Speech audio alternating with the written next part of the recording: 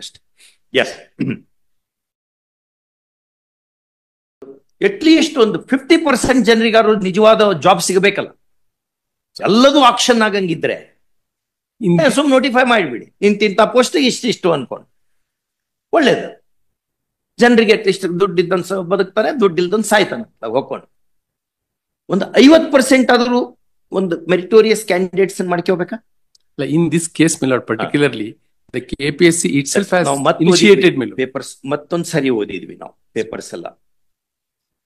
Perhaps Ambedkar G ತಮ್ಮ ಸಮಾಧಿಯಲ್ಲಿ ತಿರುಗಿ ತಿರುಗಿ ಬೀಳ್ತಾರೆ. ಎಂಥದ್ದು ಮಾಡಿದ್ವಿ ನಾವು ಅಂತ. ಹಂಗ್ ಮಾಡ್ಬೇಡ್ರಿ.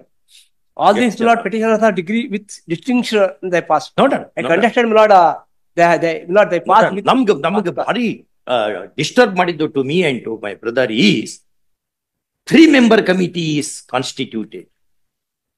Committee is working. 3 meetings have taken place before constitution of the committee. The information is sought for from the secretary. The secretary has furnished the information. Everything is being looked into. You send that list.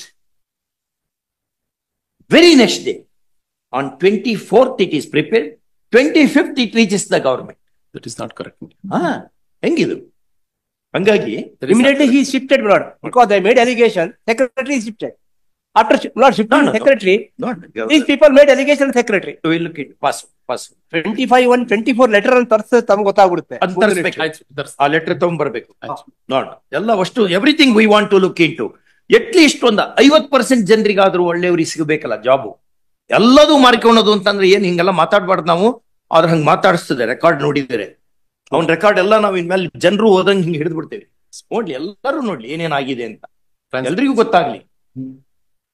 ಹಿಂಗೆಲ್ಲ ಹಾಕೋತ್ ಹೋದ್ರೆ ನಾಳೆ ಕ್ರಾಂತಿ ಆಗ್ತದೆ.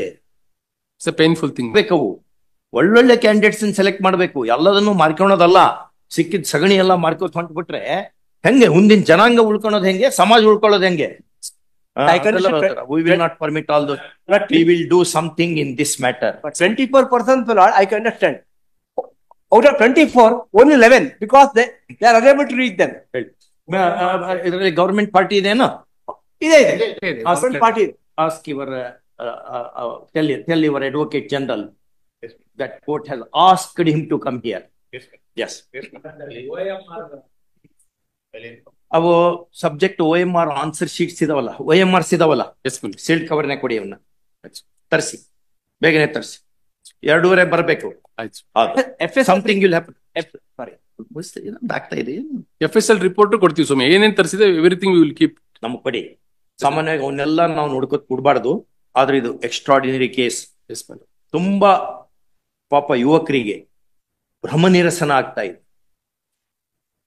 ದುಡ್ಡಿಲ್ದಂಗ ಆಗೋದೇ ಇಲ್ಲ ಕೆಲಸ ಅನ್ನುವಂಥದ್ದು ಬಂದ್ಬಿಟ್ಟಿದೆ ಈಗ. ಆ ನಮ್ನಿ ಆಗಿದೆ. ಯಾವುದೇ ಇನ್ಸ್ಟಿಟ್ಯೂಷನ್, ಆಲ್ ಕಾನ್ಸ್ಟಿಟ್ಯೂಷನಲ್ ಇನ್ಸ್ಟಿಟ್ಯೂಷನ್ಸ್ ಆ ರೀತಿಯಾಗಿದೆ. ಬಿಡಿಸಿ ಹೇಳಲ್ಲ, ಆಲ್ ಕಾನ್ಸ್ಟಿಟ್ಯೂಷನಲ್ ಇನ್ಸ್ಟಿಟ್ಯೂಷನ್ಸ್ ಹಂಗಾಗಿದೆ. ಇಲ್ಲಿಗೆ ಬಿಡಲ್ಲ ನಾವು. ಇದು we will take it to its logical end. Yes, ಈ KS ನೋಡ KS ಎಕ್ಸಾಮೇ ಕ್ಯಾನ್ಸಲ್ ಮಾಡಿದ್ರು. ಯಾಕೆಂದ್ರೆ ಆಲ್ ಮೆಂಬರ್ಸ್ ಏನು ಮೆರಿಟ್ ಅಥವಾ ಮೆರಿಟ್ ಅಲ್ಲ, ಹೇಗ್ ಬಂದಿದ್ದಾರೆ ಅನ್ನೋದು ಟ್ರಾನ್ಸ್ಪರೆನ್ಸಿ ಇರಬೇಕಲ್ಲ. All the materials before selection ಮಾಡಿ ಟ್ರಾನ್ಸ್ಪರೆನ್ಸಿ ಇರಬೇಕು. Let the meritorious students come to the particular post. ಒಂದು ಯಾವ ಏನಾರ ಮಾಡಿದ್ರೆ ಈಗ ಪಾಪ ಅಷ್ಟೆಲ್ಲ ಕಷ್ಟಪಟ್ಕೊಂಡು ಓದ್ಕೊಂಡು ಬಡವರು ಇರ್ತಾರೆ. ದುಡ್ಡು ತಂದು ಕೊಡೋದು ಎಲ್ಲಿಂದ ತಗೊಂಡ್ಬಂದು ಕೊಡ್ಬೇಕು? ಅಲ್ಲ, ಈ ಕೇಸಲ್ಲಿ ಸ್ವಾಮಿ ಅಲ್ಲ ಬೇರೆ case ಅಲ್ಲದು. We are not on this case alone. This case we know how to decide generally. But your case will be very deeply looked into. ನಾಳೆ ಹೆಂಗೆ ಎಲ್ಲದೂ ಕಡೆ ಕರಪ್ಷನ್ ಆಗ್ಬಿಟ್ರೆ ಮುಂದೆ ಹಂಗಾರೆ ಹೆಂಗ್? ಮುಂದಿನ ಕಷ್ಟ ಆಗುತ್ತೆ ಸ್ವಾಮಿ. ದೇಶ ಗೊತ್ತಾ, 6 ಲಕ್ಷ ಜನ ಪ್ರತಿ ವರ್ಷ ನಮ್ಮ ದೇಶದಿಂದ ಹೊರಗಡೆ ಹೋಗುವಂತವರ ಸಂಖ್ಯೆ 6 ಲಕ್ಷ. ಇಲ್ಲಿ ಮಾಡಲ್ಲ ಅವರು. ಎಲ್ಲ ಕ್ರೀಮ್, ಅದು ಆ ಕ್ರೀಮ್ ಎಲ್ಲ ಬೇರೆ ದೇಶಕ್ಕೆ ಹೋಗಿ ಕೊಡ್ತದೆ. ಇಲ್ಲಿ ನಮ್ ದೇಶ ಉದ್ಧಾರ ಮಾಡೋರು ಯಾರು?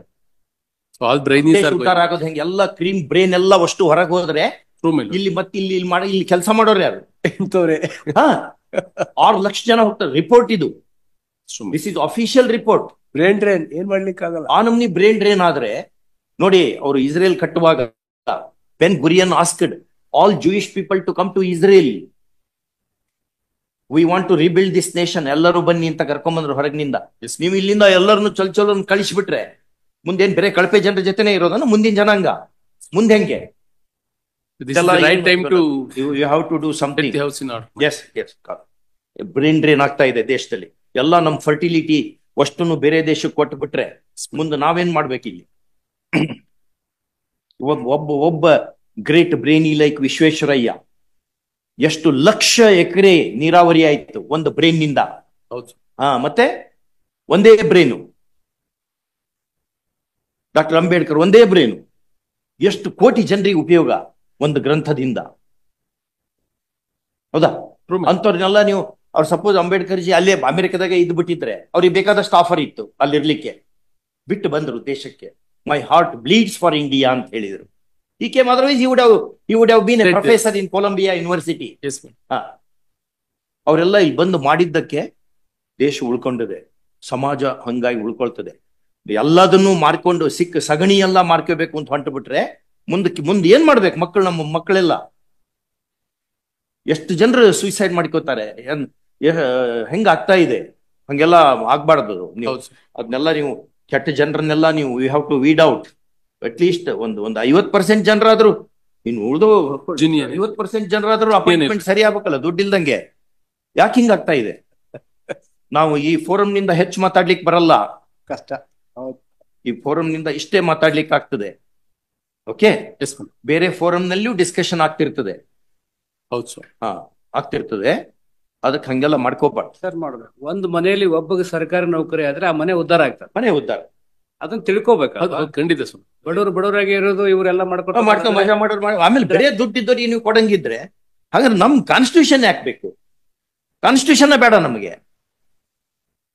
ಎಲ್ಲರೂ ಬದುಕಬೇಕು, ಸಹಬಾಳ್ವೆಯನ್ನು ಉಂಟು ಮಾಡುವಂತ ಕಾನ್ಸ್ಟಿಟ್ಯೂಷನ್ ಇದು. ಬರೇ ರಿಚ್ ಪೀಪಲ್ ಈಗ ಅಷ್ಟೇ ಮಾಡಿ. We are not against rich people. Richness is A virtue. ಆದ್ರೆ ಬಡವರು ಇದ್ದಾರೆ ಇಲ್ಲಿ. ಏನಂತ ಹೇಳಿದ್ರು ಇವರು ನಿಸಾರ್ ಅಹ್ಮದ್ ಅವರು?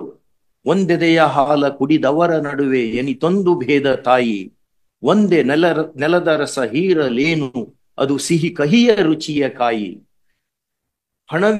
ಹಣವಿಲ್ಲ ಹೆಣದ ಸಂಸ್ಕಾರಕ್ಕೆಂದು, ಹಣವಿಲ್ಲ ಹೆಣದ ಸಂಸ್ಕಾರಕ್ಕೆಂದು ಕೈಹೊತ್ತ ಬಡವನೊಬ್ಬ, ಇನ್ನೊಬ್ಬ ತಾನು ಆಚರಿಸುತ್ತಿರುವ ವೈಭವದ ಹುಟ್ಟು ಹಬ್ಬ.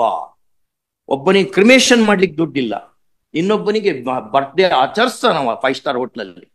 ಈ ಡಿಸ್ಪೆರಿಟಿ ಹಾಕೋತ್ ಹೋದ್ರೆ ಸಮಾಜ ಉಳಿಯೋದು ಹೆಂಗೆ? ನಾಳೆ ಬರೀ ಸೂಟ್ ಕೇಸ್ ಇದ್ದವ್ರಿಗೆ ಅಷ್ಟೇ ಜಾಬ್ ಸಿಗಂಗಿದ್ರೆ ಉಳ್ದೋರ್ ಗತಿ ಏನು? ಉಳ್ದೋರ್ ಗತಿ ಏನು? ಅಟ್ಲೀಸ್ಟ್ ಒಂದು 50% ಜನರಿಗಾದ್ರೂ ಏನಾದ್ರು ಒಂದು ಉಪಯೋಗ ಆಗ್ಬೇಕಾ? 50% ಜನರಿಗಾದ್ರೂ ಜಾಬ್ ಸಿಗ್ತದಪ್ಪ ಅಂತಾರ ಅನ್ಸ್ಬೇಕಲ್ಲ. ಖಂಡಿತ. ಇದನ್ನೆಲ್ಲ ಕಣ್ ಮುಂದೆ ಇಟ್ಕೊಳ್ಳಿ. ಅವ್ರಿಗೆ ಹೇಳಿ, ನಿಮ್ಗೆ ಯಾರ್ಯಾರಿಗೆ ಇದೆಲ್ಲ ರೆಕಾರ್ಡ್ ಜನರೆಲ್ಲ ನೋಡ್ಲಿದ್ನಲ್ಲ, ನಿಮ್ ಪೇಪರ್ಸ್ ಎಲ್ಲ ನಾವು ಇದು ಕಿಡಿತೇವೆ ನೆಕ್ಸ್ಟ್ ಎಲ್ಲ. ರಿಯಲಿ ಹೌದು, ನಾವು ಸಾಕಾಗೇವಿ. ಆಗ್ಲಿ, ಖಂಡಿತ ನಾವು ಸಾಕಾಗೇವಿ. ನಮಗೆ ಹೊಟ್ಟೆ ಉರಿತದೆ. We tell you truth, we are telling you. ಇಂಥ ದೇಶ ಕಟ್ಟಕೊಂಡಂಗಿದ್ರೆ ಯಾಕೆ ನಾವು ಸ್ವಾತಂತ್ರ್ಯ ನಮ್ಗೆ ಎದಕ್ ಬೇಕಿ? ಇಷ್ಟು ಹೊಲ್ಸಾಗಂಗಿದ್ರೆ ಏನ್ ಮಾಡ್ಬೇಕು ನಾವು ತಗೊಂಡು?